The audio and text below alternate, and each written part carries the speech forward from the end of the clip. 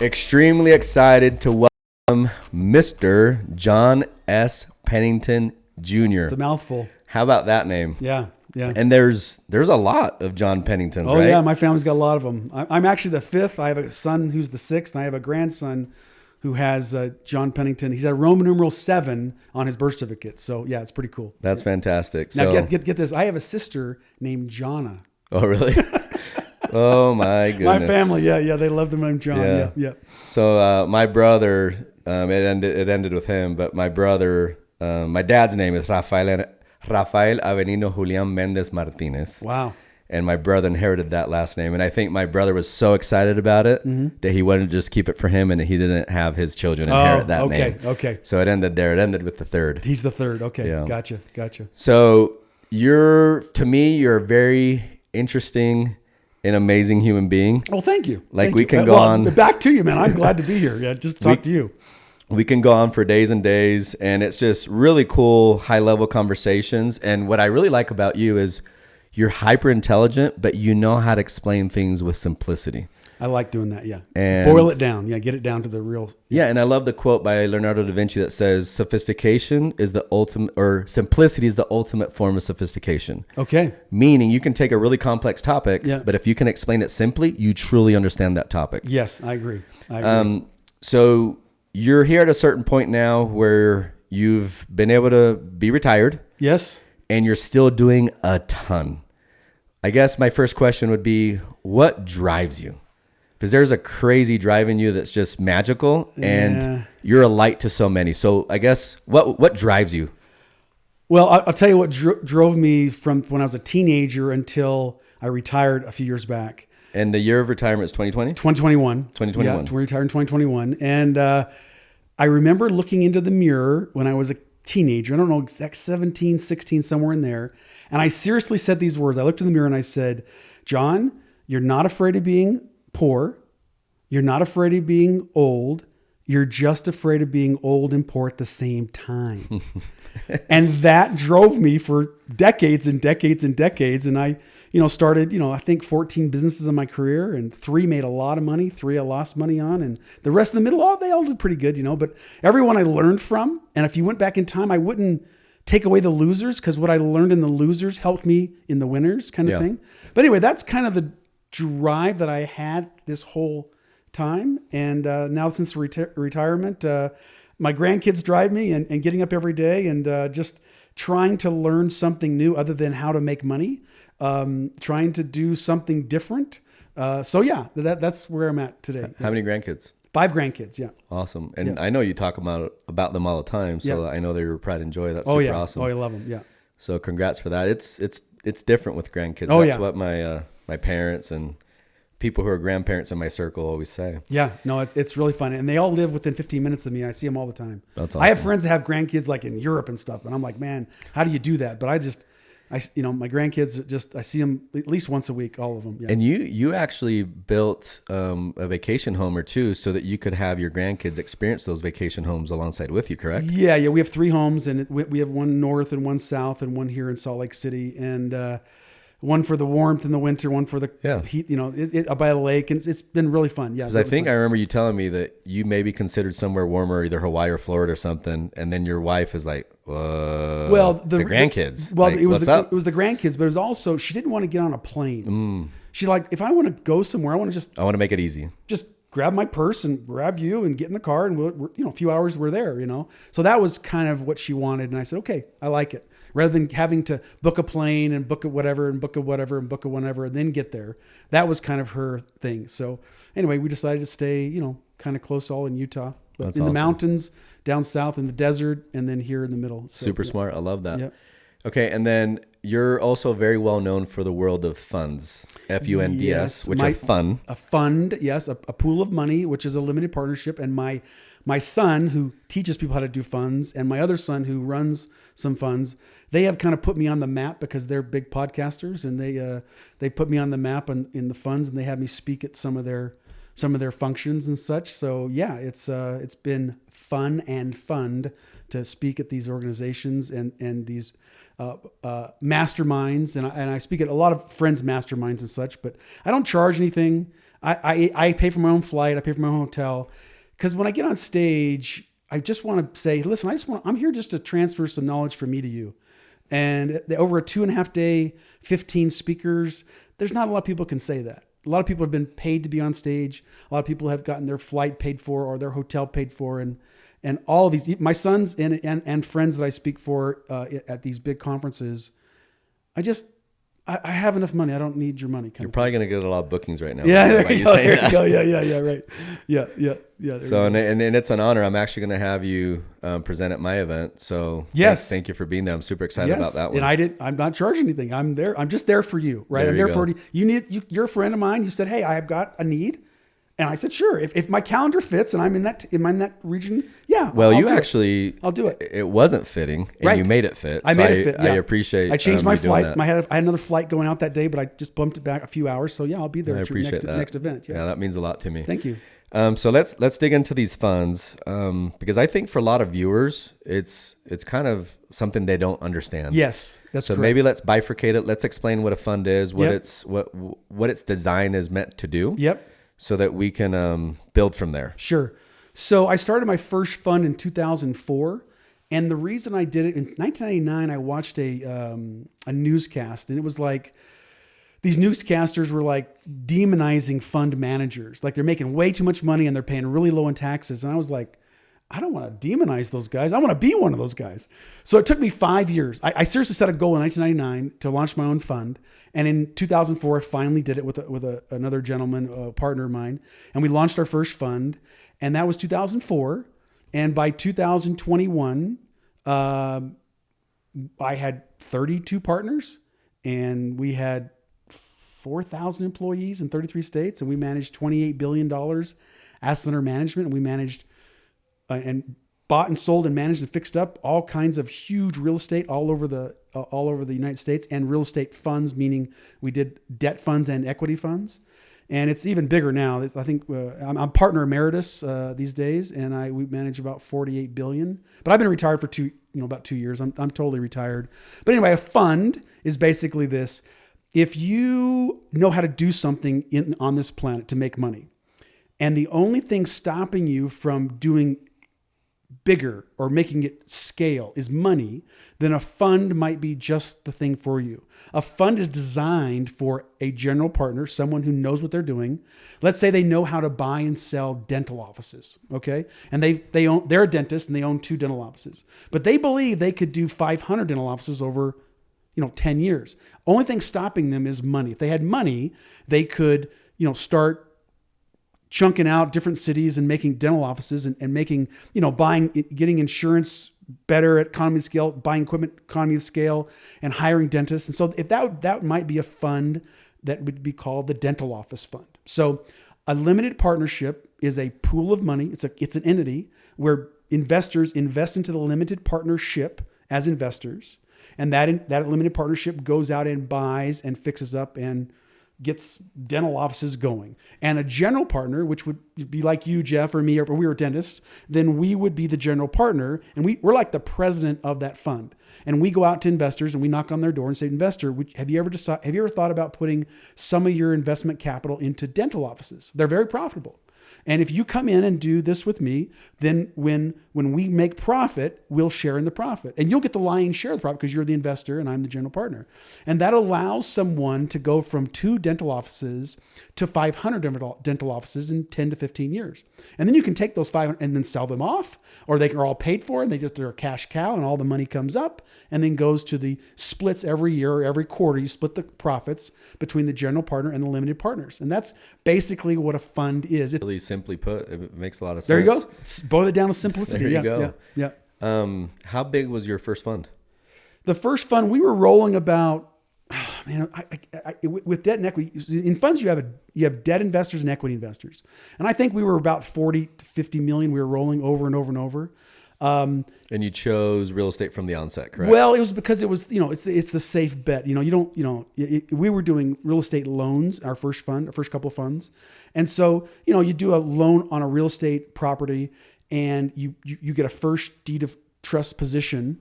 And if the person doesn't pay you back, then or the person, let's say, dies in a bus accident accidentally, then you still have the property that you can foreclose on, and your investors don't lose money because, if the property is worth, $5 million and you only lent $2.5 million, then if the person dies or doesn't pay you back, then you have a asset. It's asset-based lending.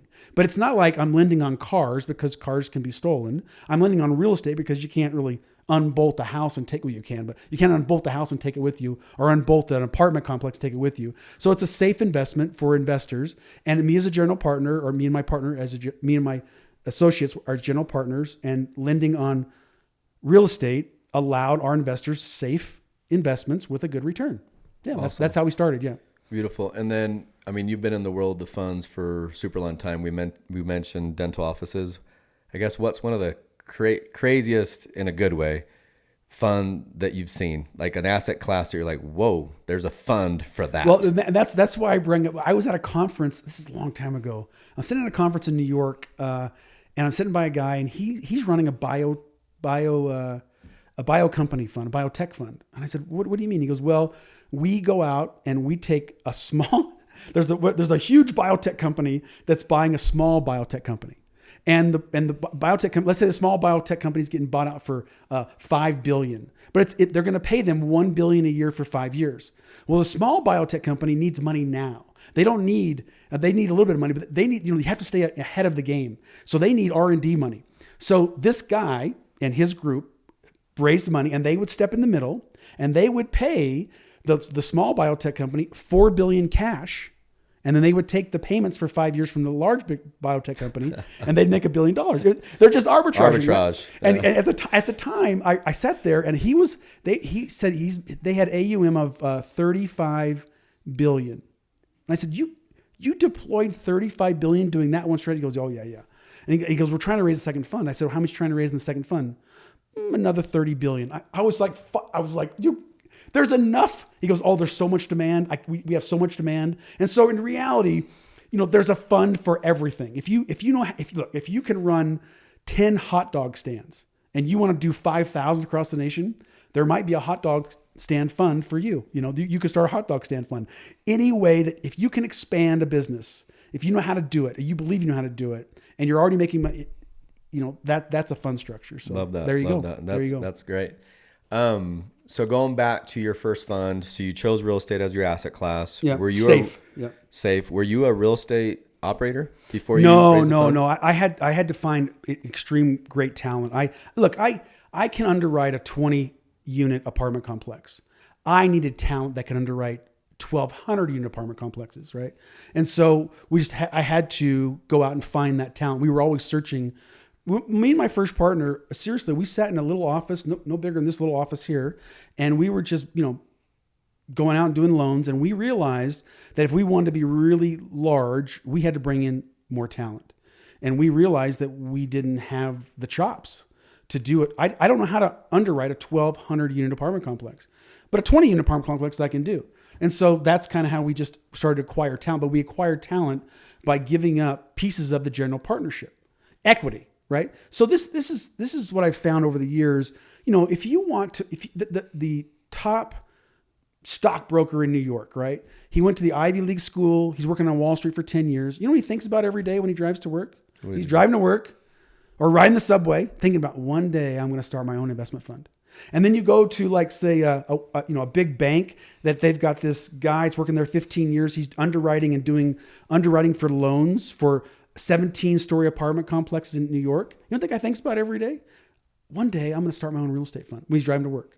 So I knew that. I'm looking for that dude or that lady, right? That's got that experience. They've got all the talent. They know way more stuff about real estate than I ever know, right? And I say to them, this is hypothetical, but this is how it happened. Listen, do you want to work for someone else the rest of your life, or you want to become an owner? If you come with me, you're going to make less in salary for a while, but you're going to be an equity owner in the general partnership of this fund and the next fund and the next fund. And that's in essence how we attained like 32 partners over all those years and ended up managing tens of billions of dollars, right? So yeah, that's fantastic. And these 32 partners, they're in their own right experts in that specific asset class. Everyone's got their experts all around. Everyone, there's in a fund, there's three basic personalities.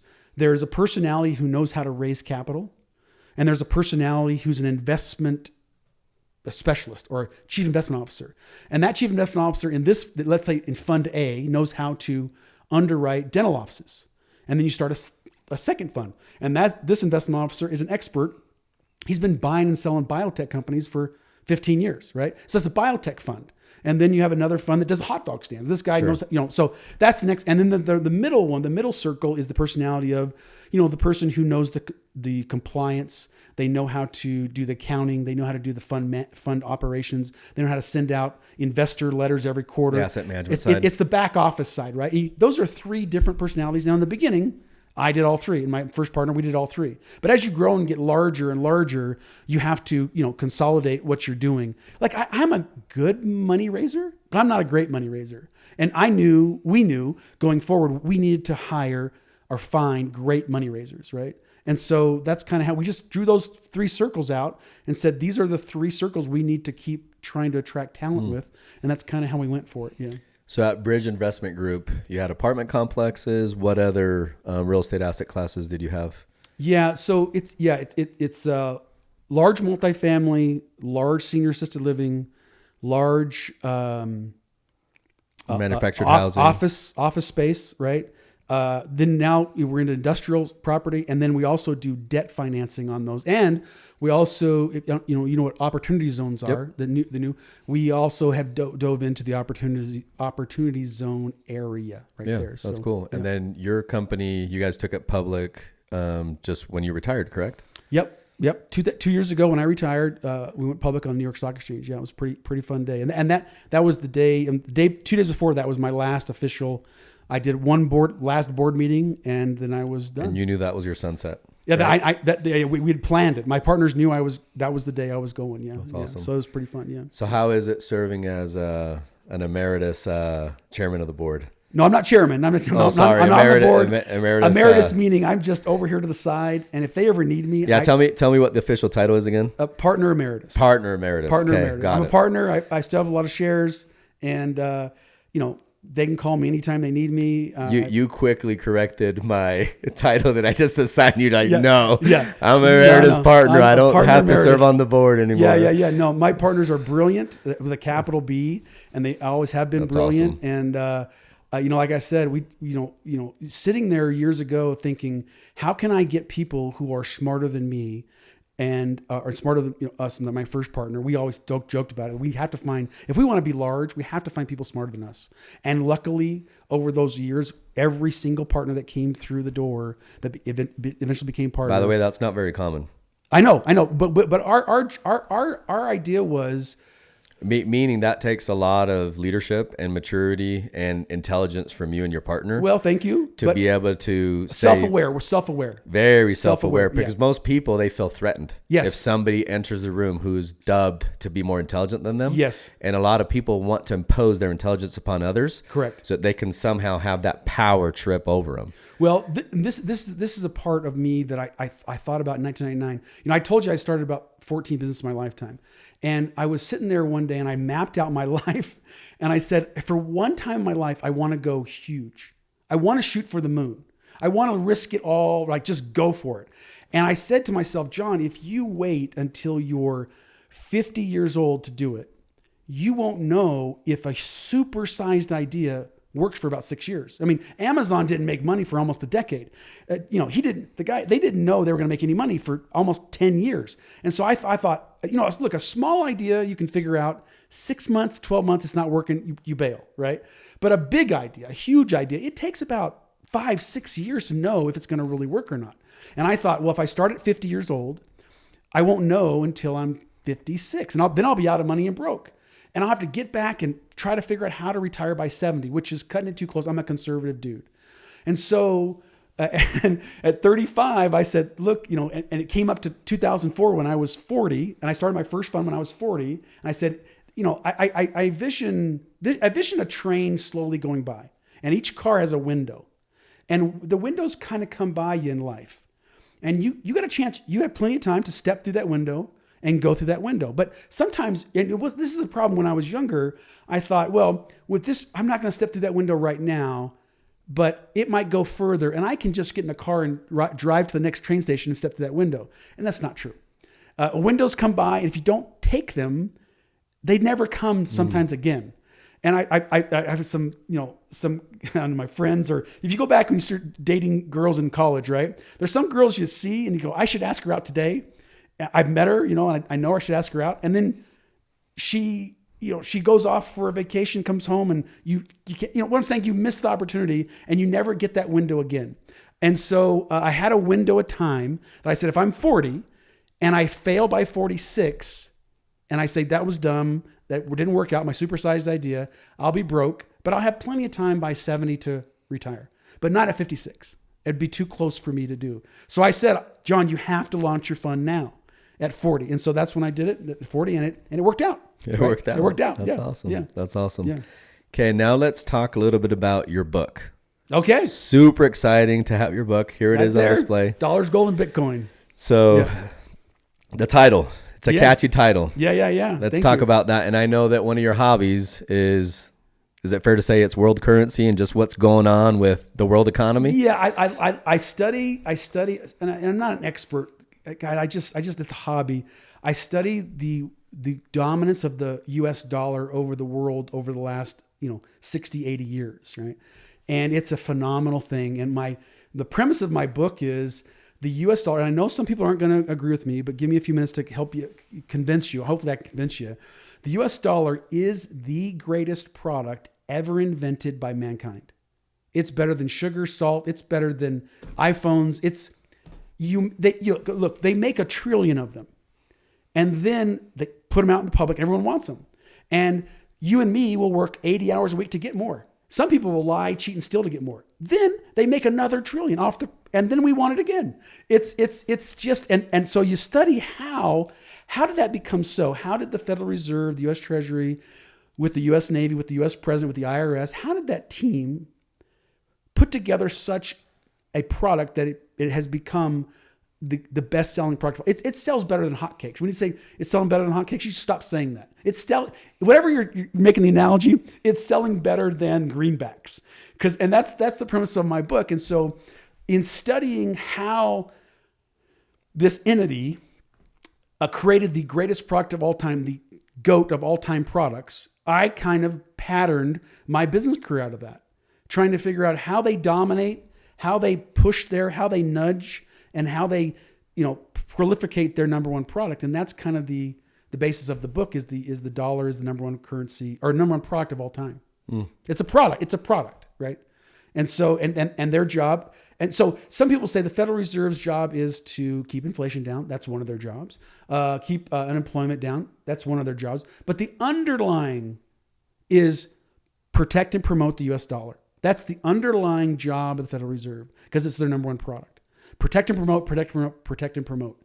And so a lot of people don't know this, but in 1933, after the Great Depression, 29, the big stock market crash, the whole country's in just, it's down. In 1933, May 1933, a lot of people don't know this. Your grandfather, my grandfather, you could not own gold in the United States of America. If my grandfather, your grandfather, let's say in 1936, had 4 gold coins in their pocket, they could go to jail. What you had to do in 1933 is you take all your gold. You could have a gold watch or a gold necklace, but you had to take all your gold to the Treasury or the Fed and put it in, and they would give you paper money for it. And it was patriotic because they were saying, we have a Great Depression. We need to shore up our country. And so all American citizens, turn in all your gold. We'll hold that gold at Fort Knox, and we'll give you paper money for it. And so that went on from 1933 to at least 1971. And that was just how it was. Now, during those years, if you lived in France and you had a $100 bill, you could turn that in for gold and they would pay you gold for it. But if you lived in Tennessee or you lived in Nevada, you were a U.S. citizen, you couldn't do that. That was it was outlawed, right? And people don't know this, right? And then by 1944, The Second World War is almost over, and 44 countries sent about 1,000 people to a place called Bretton Woods, New Hampshire. They had this big conference, and they were going to reset the current system. They knew in 1944, just by mathematics, we were going to win the war. I mean, the United States was producing about 50,000 planes a year. 1,000 planes a week are coming off the assembly lines. And Germany's producing 2,000 planes a year. We're making 20,000 tanks a year. They're making 2,500 tanks a year. It was just mathematics, right? And so we knew we were going to win. And so they came to New Hampshire, and they basically said, this is what we're going to do. And this is a crazy statistic. At this time, because World War I, World War II, we got into the war late. And we kept selling our products to countries in war. And they kept sending us their gold. Here's some wheat. Here's a machine gun. Give me your gold. And so by 1944, the U.S., and this is a crazy statistic to me, but the U.S. had in its possession about 66% of all gold bullion in the world was owned by the United States of America. Anyway, that's why in 1944 they said the U.S. dollar will be backed by gold, but the French franc now is no longer backed by gold. It's backed by the U.S. dollar, which is backed by gold. So that's kind of how it went until 1971. And then we, as all governments do, we started printing too much money. And then the President de Gaulle of France, he knew we were doing it. And so he had all these U.S. dollars, and he sent 2 boats over here in one of our harbors and tried to here's all our dollars. We want our gold, right? And President Nixon, this was a Sunday night. It was August 15th, 1971. President Nixon comes on TV, and he's Mom, President Nixon, blah, blah, blah. And he says, market manipulators around the world are trying to hurt the U.S. dollar. And temporarily, he says, we're going to temporarily stop the U.S. dollar from being backed by gold anymore. That's where it ended. And he didn't give them the gold. They had to send their ships back to France. Oh, boy. So France, I think, is like they're an angry angel investor. That's who they are. They helped us in the Revolutionary War, and then they did this. And then, so anyway, that's kind of how it happened. And so since 1971, this is kind of how it worked out. In 1971, it became the petrodollar. Because from 1944-ish, the Bretton Woods Agreement, it didn't say this, but it kind of worked like this. If you lived in Germany, let's say in 1972, okay, and you wanted to buy you want to buy oil from Saudi Arabia, okay? You can't wire your German Deutschmarks to Saudi. No, it doesn't work that way. You have to wire your Deutschmarks to the Federal Reserve in New York through the SWIFT system, which is dollar dominated, and then change them into US dollars, then wire it down to Saudi Arabia, and then Saudi Arabia will send you a tanker of oil. That's how it's worked since the war, because we're the reserve currency of the world. And so that creates insatiable. That's one way they create insatiable demand for their number one product. And how do they do this? In 1944, basically they said, listen, all the navies of the world are, China's navy's gone. Japan's navy's gone. German navy's gone. Russia's navy's gone. Italy's navy's gone. Britain's got some of their navy, but the U.S. has the navy. Navies are the most expensive thing, or one of the most expensive thing for a country to have. Basically, the U.S. said, listen, I'll tell you what we'll do. You guys don't have to rebuild your navies. We're good. We're going to police the world. I'll just do one thing for us. Buy all of your oil using US dollars. That was kind of the deal. And that kind of just gone on till still kind of today. And China and Russia are trying to break that right now with the BRICS dollar. They're mad. And look, if I ran China, if I ran Russia, I'd be doing the same thing. I'd be trying to say, no, this is not good. We have to break this monopoly. So if you think about it, in 1960, 45% of the world reserve currency was US dollars. In 2001, I think it hit 70 something percent, crazy, maybe 73% of US currency. Of world currency was US dollars. And today it's 58% of world currency. And so the second, we're 58% of the world currency today, US dollar, the greatest product ever made. The second behind us is the euro dollar. And that takes about 20%. I think Japan's yen is about 6%. The current China yuan is 2.7%. Now think about what I'm about to say here. China has grown faster than any economy in world history over the last 30 years. They've been growing like crazy. And they went from, in 35 years, they went from 0.2% of world currency, the yuan, to 2.7%. They're not even 3% of the world currency today. And they're, with Russia and all these other countries, are trying to put together the BRICS dollar to break the dominance. So for everybody watching, tell us who all's in the BRICS dollar. The BRICS, sorry, BRICS. It's an acronym. British, sorry, not British. I got to get the Brazil. Sorry, Brazil, Russia, India, China, South Africa. That's the original BRICS people, and they're trying to add today Iran, Argentina. There's a couple other countries. Are they still trying to add Argentina? Well, no, Argentina's kind of backing out, right? They're like, no, we were going to get in. Now we're not going to get in. We're going with the US dollar still, or we're going to try anyway.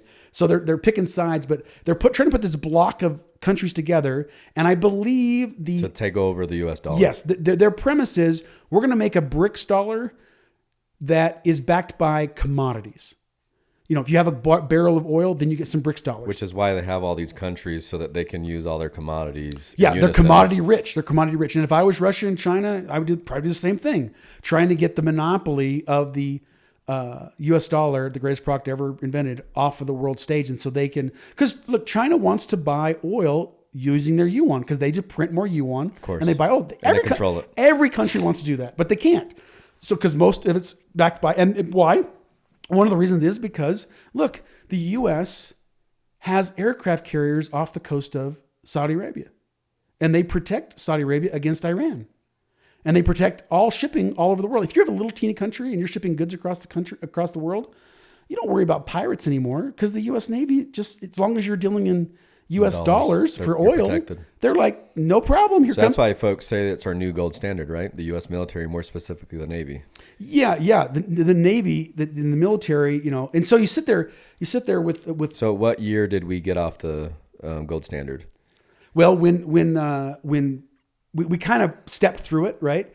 But 1971 was the real. It truly became a fiat currency in 1971 with President Nixon.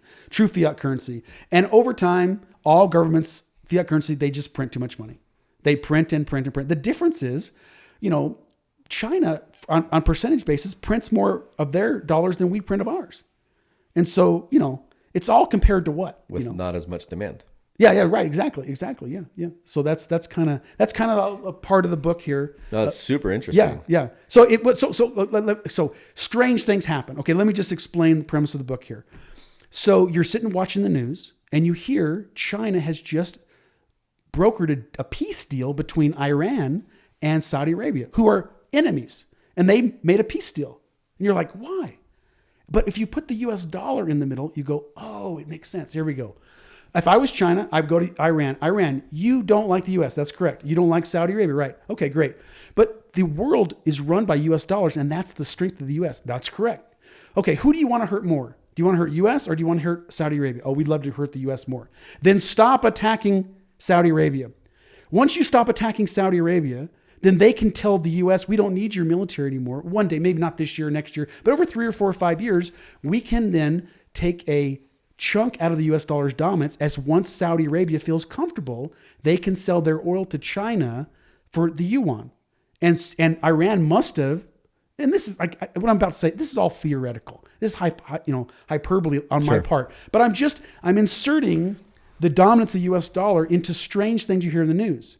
And you're like, okay, you can see why Iran said, yes, we will sign a peace agreement with Saudi Arabia because we know over a period of years, Saudi Arabia will feel comfortable now saying to the U.S., we're not going to do the petrodollar anymore. We're going to start selling our oil in yuan to China. And China's a big importer of oil. They're a big importer of food. And so that's one of the things the U.S., the premise of my book is, if you understand how the U.S. dollar works, and the biggest game ever is the U.S. currency dollar around the world, that's how the game. And so what do we do? President Biden then realizes, wait, we're losing the game in the Middle East. So then what happens a few months later? President Biden sends about a couple $2 billion to Iran to say, hey, we're still friends, right? Still friends. And they're trying to soften and try to get back in that action, right? So you sit there without putting in the US dollar in that equation. Both of those things don't make sense. Why would Iran sign a peace agreement with, doesn't make sense. Why would President Biden send billions of dollars? It doesn't make sense. But you put the US dollar in there, and the president's job, the IRS's job, the SEC, the Treasury, the US Navy is to do one thing: protect and promote their number one product. They don't tell you this, but that's really what's going on. And once they do that, then they can do other things. But once that has to happen first before everything happens. And that, me and you, Jeff, most of our wealth is in US dollars. We don't want the US dollar to go down, do we? No, because next day I'm broke, right? And so I'm all for the US dollar. It might be the best Ponzi scheme ever, but listen, don't get mad at me. I didn't create the Ponzi scheme. I was born into it. And there's no mathematical way to taper a large Ponzi scheme. You can't do it. The only way to get out of it is to play it all the way to the end. And so the Federal Reserve might be able to play this game 10 more years, 50 more years, 100 more years. I don't know, but I'm going to play it to the end because all of my wealth, or most of all my wealth, is in US dollars, the greatest product ever created. If that doesn't cause our viewers to want to read your book, I don't know what will. So that was amazing. I'm excited. And you're on different platforms, correct? You're also on audiobooks? Yeah. So the book is almost out. I mean, I've got some pre-order books that you can get. So this is a very prized possession that I have with me right now, right? Yeah. Only a few people on planet right now have that, right? I'm honored. The audiobook will be out, I think on audible.com mid-December.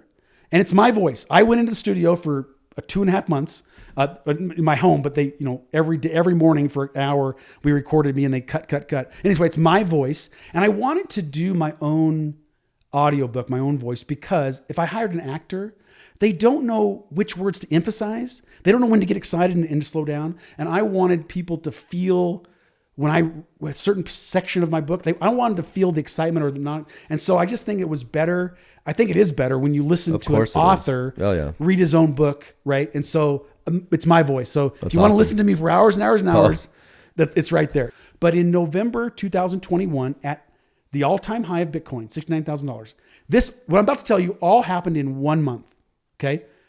The SEC extended their lawsuit against Ripple, the coin XRP. Ripple existence is to compete against the SWIFT system, which is one of the ways that they promote the US dollar. The other thing that happened was the SEC approved an ETF for Bitcoin futures market. Now, a lot of times in life, you learn more about what people don't do, right? So if the SEC approves an ETF for futures market, and then the same month they deny an ETF that actually buys and sells Bitcoin. Why? Why would you approve the futures market ETF for Bitcoin, but also disapprove? Because when they saw what JP Morgan did, JP Morgan used the futures market of silver to spoof orders all day long to control that market.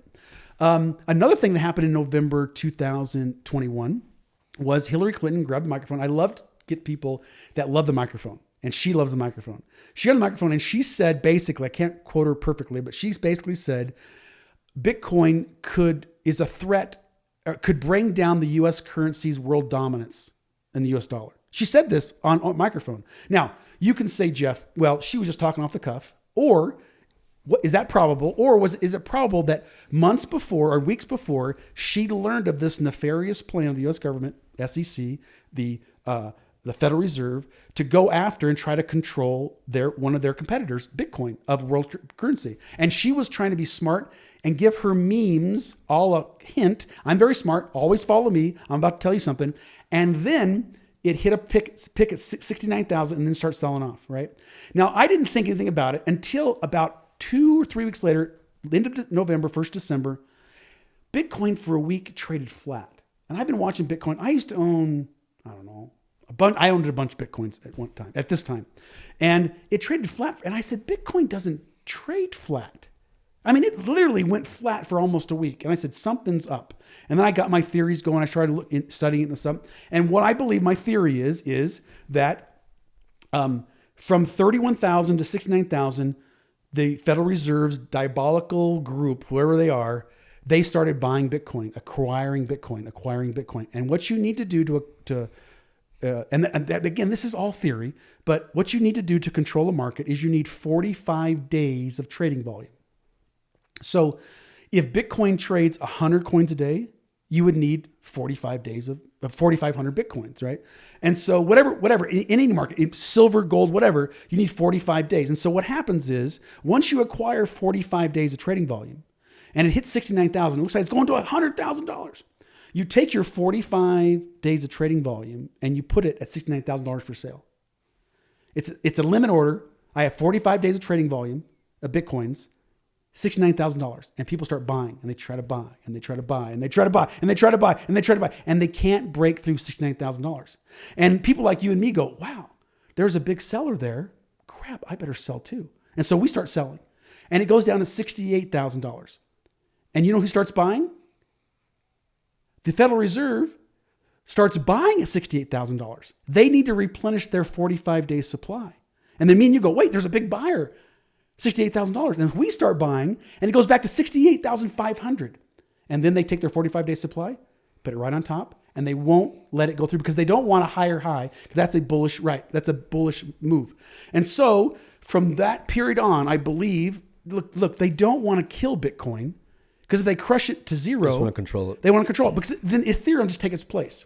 So you want to take the thing you know and just control it. And so they controlled it for a lot. And I thought they had it controlled because it kept coming back up to 30,000. And it's recently broke up to 38,000. So right now, I had a few friends ask me a month or so ago, once it broke through 31,000, it got out of control again. So I believe the only way that they can get it back into control is they have to start buying again, which pushes it higher. They have to buy more. They got to get 45, maybe 60 days of trading volume to start to control it. And so that's my theory on the US dollar and the number one job of the Federal Reserve. And how do they learn it? They learned it from JP Morgan when they fined them $1 billion for doing it. Now, here's the cool thing. JP Morgan has limited finances. It's not unlimited. And they still controlled the gold and silver market for 9 years, which is 30 times larger than the Bitcoin market. The Federal Reserve has unlimited amounts of money. And the Bitcoin market is, 470 billion total market cap Bitcoin. Look, during when the Federal Reserve, the Treasury was buying bonds from the market, private bonds, they bought $120 billion a month for 30 months to keep interest rates down for all those years that we had interest rates. When you probably got your 2.78% financing for your real estate. Yeah. How do you get that down? Well, you lower interest rates, but at the same time, you have to keep bond markets down. So the Federal Reserve, the US Treasury, the government itself on their balance sheet, $120 billion a month for 30 months. Bitcoin right now at 37,000 is $470 billion. This is, for someone who has unlimited amounts of money, this is not that hard. And the fact that a company with limited amounts of money, JP Morgan, could control the market for 9 years. Imagine what can happen over here. Exactly. And so this is my theory in my book. And I don't know if I'm right. I'm just giving myself look, my whole life, I don't like predicting the future. I don't think people can do it. I think the best possibility for me is just to run probabilities. I just look at things and I go, what's the probability of me succeeding in this business? What's the probability of me doing X? And if it's a high probability, I go after it. If it's a low probability, I don't go after it. And I think I give myself about an 85% probability of being right here, but I might be wrong. I got people listening to me right now on your podcast. John is dead wrong. Great. I agree. I have a 15%. I give myself 15%. I'm not saying I'm right. I'm just saying the probability that I'm right with all my evidence is high. Yeah. And if you don't think I'm right, at least you need to understand this side of the story and this side of the argument. At least now you have something more to contest. Yeah. If you're on a debate club in high school, you debate both sides of issues so that you make sure you're a good debater. And so at least you understand one side. But for me, when I see weird things happen, I always put the US dollar in there and it all kind of makes sense. So look, back in November 2021, look, Bitcoin should have already been $100,000. You did all the math, all the money we printed, everyone, all the presidents, President Obama, everyone, Trump, print money. That thing should have been $100,000. No mathematics. It should have been there. And it wasn't. So you go, why? And so this is a theory I have, and that's why I wrote this book. Okay. I love it.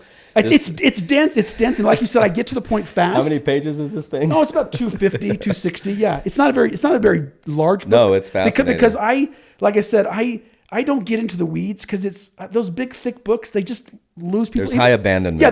There's some books that PhDs write and they're fantastic, but I said, I'm not going to write a 700-page book. I'm going to write a 250-page book that gets to the points fast, gets the concepts fast. And then like anybody that's listening right now, they're following everything that you're saying. It's really easy to follow. It makes sense. The dots connect. Yeah. Yeah. Sure, it's theory, but that's my style. My style. And contest it. Like it's great to contest it because we can learn more and more from each other. Yeah. Yeah. So this has been awesome. We've been going for a while, so it's time to end this episode. Thank you for being here, though. Hopefully you had a lot of fun. Oh yeah, really fun. Yeah. And I definitely want to continue to have these conversations. My mind is blown, and you just start testing all these different ideologies that you have, and I'm excited to dig into your book and read it and just discover more of what we just went over. So, well, congratulations on your success here that you've had, and all your former success. People, you had tremendous personal business success. Thank you for that.